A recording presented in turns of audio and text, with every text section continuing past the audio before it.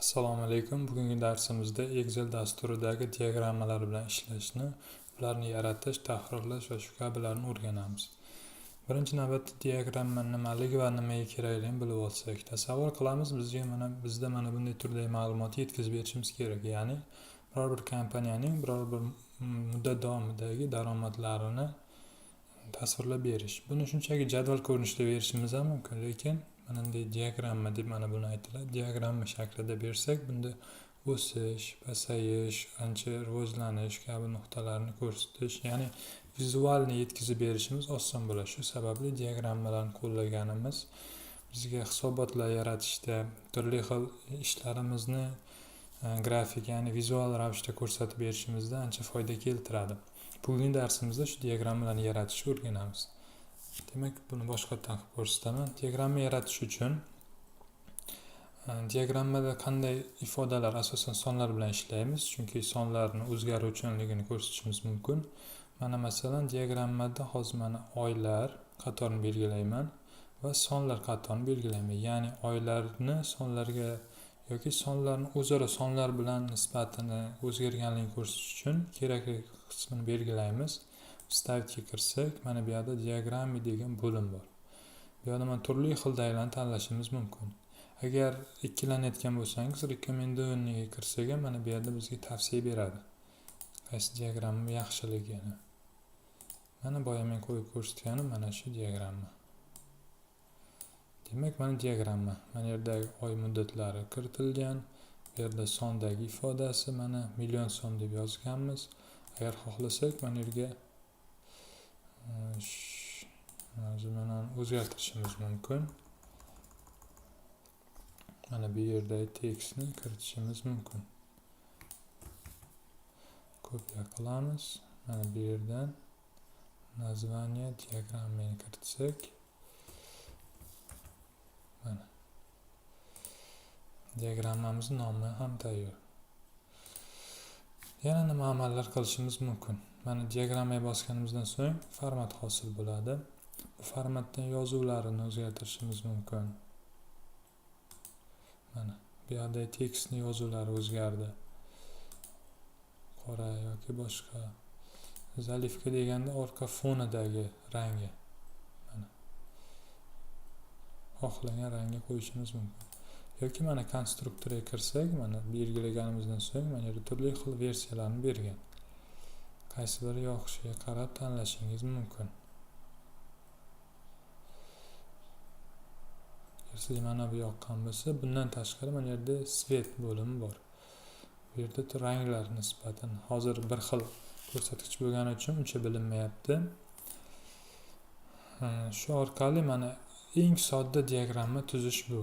Eng sodda, ya'ni bu yerda hech qanday hisob-kitob amallari bajarilmagan, shunchaki mavjud sonlarni vizualni, ya'ni grafik holatda ifodalash uchun oddiy diagramma tuzdik. Endi sal murakkabroq diagrammalar tuzishni o'rganamiz. Mana bu yerda ikkita mahsulotni o'sishini ifodalab berishimiz kerak. Bunda ikkita liniya bo'ladi, ya'ni ikkita chiziqli bo'ladi, hozir ko'ramiz. Kerakli nomni hamda ko'rsatkichlarni belgilab, vstavitga kirib, rekomendovaniyga kirsak, mana boya ishlatganimizdan tavsiya qilyapti. Mana bunday ko'rinish hosil qilish mumkin yoki mana bunday chiziq o'zaro. Mana shuni qo'yib ko'ramiz. Mana bizga hozir mana bu yerda 1 2 3 4 sonlari shartli ravishda berilyapti. Mana o'qimiz nomi esa o'sha narxlari. Bu yerda esa o'zgaruvchanligi. Agar diagramma nomini kiritmoqchi bo'lsak, masalan, mana bu tekstni nusxa belgilaymizda, Ctrl+C belgilab, mana belgilab joylashimiz mumkin. Bundan tashqari, mana agar kichikga bossak, mana yerda turli xil ishoralarni kirgizishimiz mumkin. Yana mana bu yerga chiqdi, naзвание osi. Buni bosamiz. Bu narxlar deb yozib qo'yishimiz mumkin.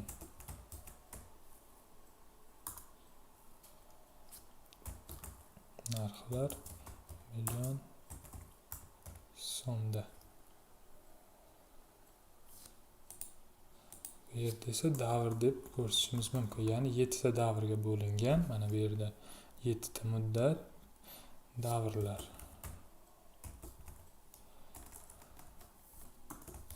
yoki choraklar, farqi yo'q. Bu ehtiyojdan kelib chiqib. Demak, bu yerda bilib oldik. Mana bu yerda podpis o'sha sonlarning qiymatini berish mumkin.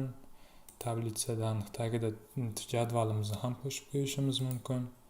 Mana bu yerda minus ishoralarini ham qo'shishimiz mumkin. Setka deganda mana chiziqlari, agar oddiyroq bo'lsin desak, legenda mana ko'rishimiz mumkin. O'zgarish, qanday o'zgarish bo'lishini. Mana trend, qaysi trend bo'lishini bu yerda. Agar olma desak, mana olmaning trendi, mana ko'kda olma edi, liniya trend tanladik. Liniya trend tanlagan. Agar o'rik, agar asosiy maqsadimiz o'rik bo'lsa, mana o'rik bo'yicha to'g'ri chiziq o'tkazib beryapti. O'suvchi va kamayuvchi, mana bu yerda har xil qiymatlar.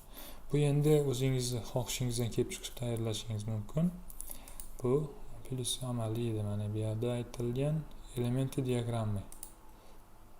Mana bu yerda boya ko'rganimizdek turli xil rang berishlar, o'zgartirishlar mumkin. Mana boya belgilaganlarimiz keraksizini o'chirib chiqishingiz mumkin. O'zingiz xohishingizdan kelib chiqib. Mana filtrda, hali filtr bo'yicha keyingi darsda ko'proq ma'lumot beraman. Bunda dannilarni almashtirish bo'ladi. Hozircha biz oddiy diagrammalar tuzishni o'rganamiz. Endi yana ham bir qiyinroq diagramma tuzamiz. Bunda hisob-kitob amallari bajarilgan bo'ladi. Shu bilan darsimizni tugatamiz. Keyingi darsda bundan-da qiyinroq vazifa ko'rib chiqamiz. Demak, hozirgi tuzadigan diagrammamizni ko'rib o'tishimiz mumkin. Bu yerda sotilgan mahsulot HP kompaniyasining 15 yil davomida olgan daromadini hisoblab ko'ramiz. Demak, miqdor berilyapti 507 million dona, narxlar berilyapti $150 dan. Mana bu yerda o'tgan safar ko'rgan formulamizni ishlatdim. Ya'ni boshqatdan ko'rsataman. Barobar tugmasini bosib, buni ko'paytirdim bunga.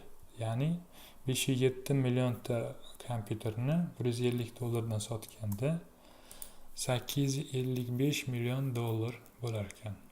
Mana yerda million so'z qolib ketibdi. Buni kiritib qo'yamiz.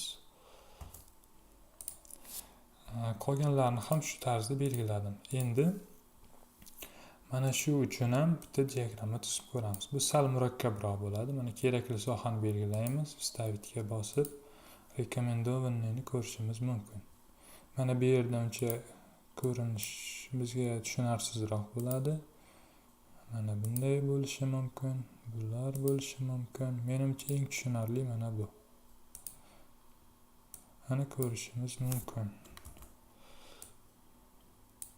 Bu yerda ham o'sha bossak diagramma nomini o'zgartirishimiz mumkin. Hozir o'chirib yubordim. Endi ko'rib chiqadigan jihatimiz. Mana bu yerda qiymatni o'zgartirsak, diagramma o'zgaradi. Demak, $150 dan emas, $750 dan sotganda, mana ko'rishingiz mumkin, mana o'zgaryapti. Ustunimiz. Mana 165 emas, $365 dan sotganda, mana bu ham o'zgaryapti. 8 millionta emas, 6 millionta sotganda, mana o'zgarishlar bo'lyapti. Shu tariqa qiymat kiritishimizga qarab o'zgaraveradi. Mana bu yerda o'zgaruvchi, ya'ni ko'paytmalarimiz shu tariqa o'zgarib ketaveradi. Hozircha diagrammaga oid darsimizning birinchi qismi shulardan iborat. Keyingi darsimizda diagrammalarni qo'shimcha ma'lumotlarni o'zgartirish, mana bu yerda hozir ko'rish mumkin. Mana yerda strokes, talbets, vibrat данных, ya'ni kerakli, keraksizlarni belgilash va shunga o'xshash biroz murakkab bo'lgan jihatlarni ko'rib o'tamiz. E'tiboringiz uchun rahmat. Keyingi darslarda ko'rishguncha.